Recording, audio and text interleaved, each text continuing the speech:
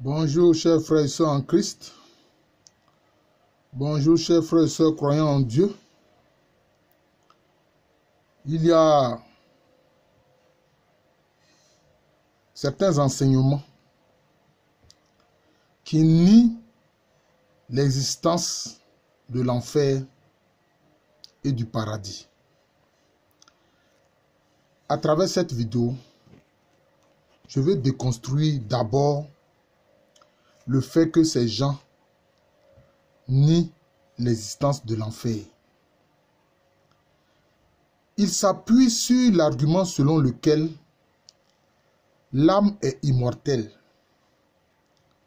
Et sur cette base-là, ils renient l'existence de l'enfer. Oui, l'âme est immortelle.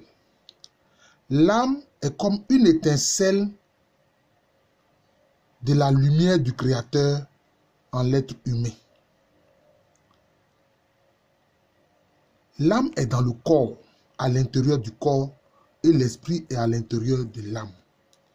J'ai fait une vidéo sur cela, que j'ai appelée définition de la mort. Vous pouvez regarder cette vidéo-là, définition de la mort. Mais ceux mêmes qui disent nier l'existence de l'enfer ont une maxime très importante, selon leur vision, qui dit ce qui est en haut est comme ce qui est en bas, et ce qui est en bas est comme ce qui est en haut. On trouve cela sur ce qu'on appelle la table d'émeraude, et ce serait une pensée de Thoth, appelée par les Grecs Hermès Trismégiste. Mais si ce qui est en haut est comme ce qui est en bas, moi je leur pose la question. En bas, il n'y a-t-il pas de souffrance?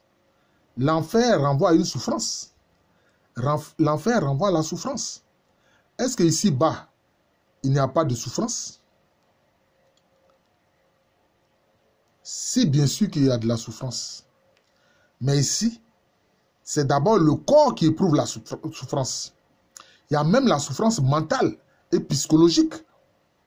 Vous voyez? Il y a la pression psychologique.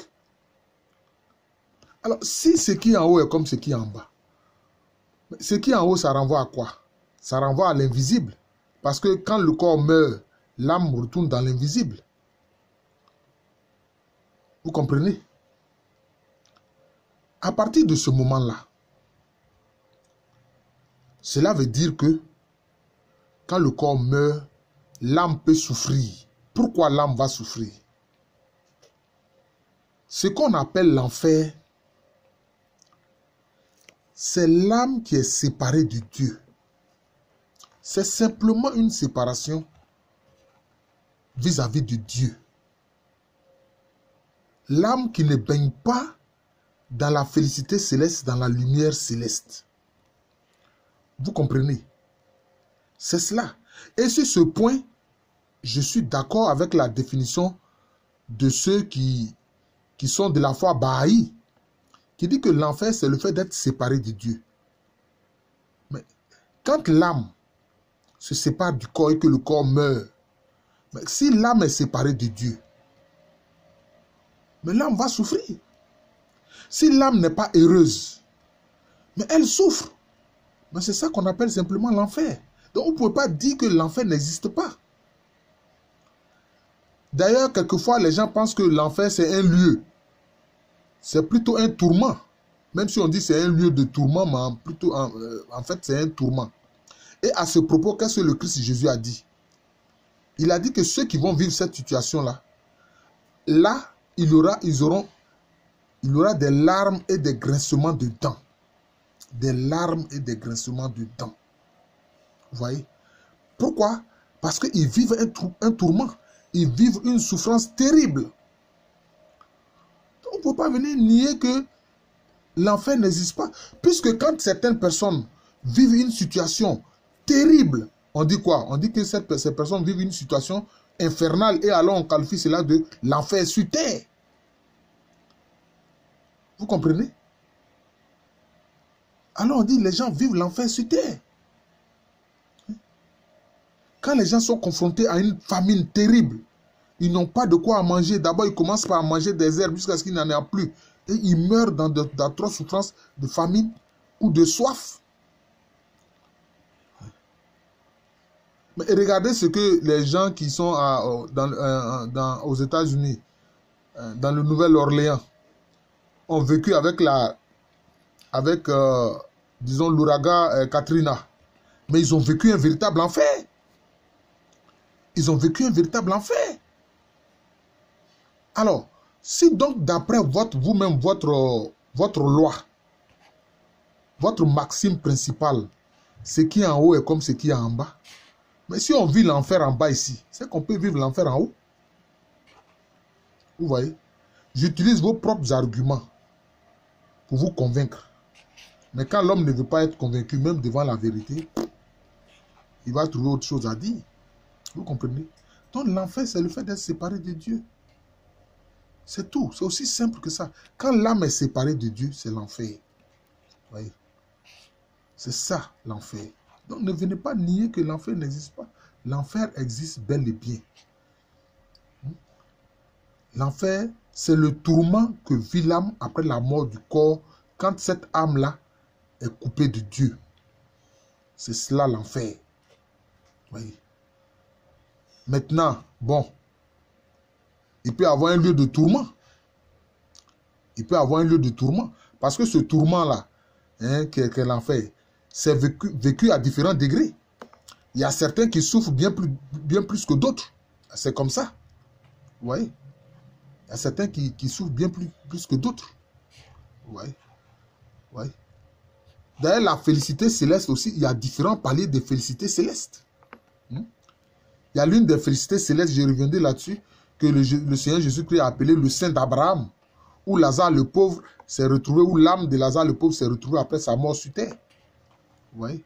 Et on a vu le riche, qui était indifférent à la souffrance de Lazare. Il était dans un lieu de tourment où lui, il se plaignait d'avoir soif. Voilà. Donc, il vivait un enfer qui est lié à la soif. Vous voyez? Donc, le tourment de l'enfer peut être lié à différentes souffrances. La soif, la faim, une chaleur intense, etc. Donc, c'est ça. L'enfer, c'est le fait d'être coupé de Dieu. De n'être dans aucun aspect de la félicité du Seigneur, Créateur de Dieu. C'est cela. Oui, c'est cela. Donc, l'enfer existe bel et bien. Aujourd'hui, notre mère, l'Église, fait mémoire de Saint Jean-Baptiste, qu'on appelle le précurseur, celui qui a annoncé Jésus-Christ et qui a montré Jésus-Christ au monde en disant de Jésus-Christ, voici l'agneau de Dieu qui ôte le péché du monde. Vous voyez? Bon, ceux qui nient l'existence de Jésus, bon, j'ai fait une vidéo les concernant. Mais regardez Jean-Baptiste, vous allez dire aussi que Jean-Baptiste n'a pas existé. Mais si je vous dis que l'église de Jean-Baptiste se trouve en Inde, on appelle cette église-là l'église mandéenne. La religion mandéenne. Cette religion mandéenne se pratique seulement en Inde. Et les dévots de cette religion-là se réclament de Jean-Baptiste le précurseur, celui qui a annoncé le Messie Jésus-Christ. Donc vous voyez, mais beaucoup de chrétiens même ne savent pas, beaucoup de gens ne savent même pas qu'il y a une religion qui est née de Jean-Baptiste et qui est perpétuée par ses disciples, encore aujourd'hui, qui se trouve encore en Inde, qui est la religion mandéenne, l'église mandéenne, en Inde. Parce que avec sa mort, etc., bon, ses disciples craignant les persécutions ont dû fuir. Et ils sont allés jusqu'en Inde. Voilà. Et ils perpétuent l'enseignement de Jean-Baptiste. C'est l'église ou la religion mandéenne. Je souhaite une joyeuse fête de Saint-Patron à ceux qui s'appellent Jean-Baptiste. Voilà. J'ai même un neveu qui s'appelle Jean-Baptiste. Jean-Baptiste, joyeux anniversaire et joyeuse fête à toi qui porte un nom si prestigieux, celui du précurseur, celui qui a annoncé le Messie Jésus-Christ. Donc, pour dire simplement, si vous prétendez que ce qui est en haut est comme ce qui est en bas, que ce qui est en bas est comme ce qui est en haut, si on vit l'enfer sur terre, ben on peut le vivre aussi en haut, c'est-à-dire dans les plans invisibles, quand on est séparé du Créateur. Voilà. Parce que même sur terre, ceux qui veulent vivre en dehors de Dieu, mais leur cœur ne repose pas en paix. Ils sentent toujours que quelque chose les manque. Ils peuvent avoir des milliards, avoir des enfants, etc., être en bonne santé. Mais ils sentent toujours qu'il y a quelque chose qui leur manque. Alors qu'ils sont censés tout avoir par rapport à la vie sur terre. Vous voyez? Ils se sentent malheureux. Vous voyez? Ils se sentent malheureux. Quelquefois même, ça va jusqu'au suicide de certains. Ils sont riches. Hein? Ils ont tout. Rien ne leur manque. Ils sont en bonne santé. Ils ont une femme, des enfants, ou un mari, des enfants. Des enfants qui les aiment, un mari qui les aime, ou une femme qui les aime, une épouse qui les aime. Mais ils ne sont pas heureux. Ils vont jusqu'au suicide. Pourquoi? Parce qu'il y a quelque chose qui leur manque. Il y a quelque chose qui manque dans leur vie, alors qu'ils sont censés tout avoir. Ce manque-là,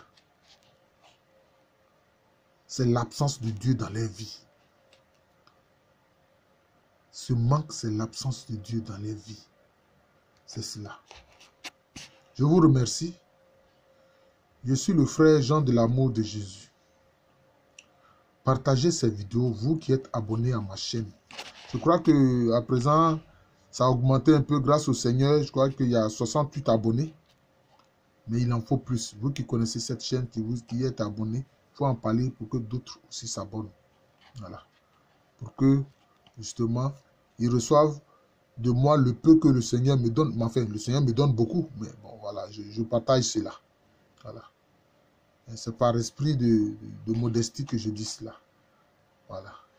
Donc, je suis le frère Jean de l'amour de Jésus. C'est mon nom spirituel. Et à l'état civil, je suis le professeur Alokwame René. Merci encore et bonne journée à vous.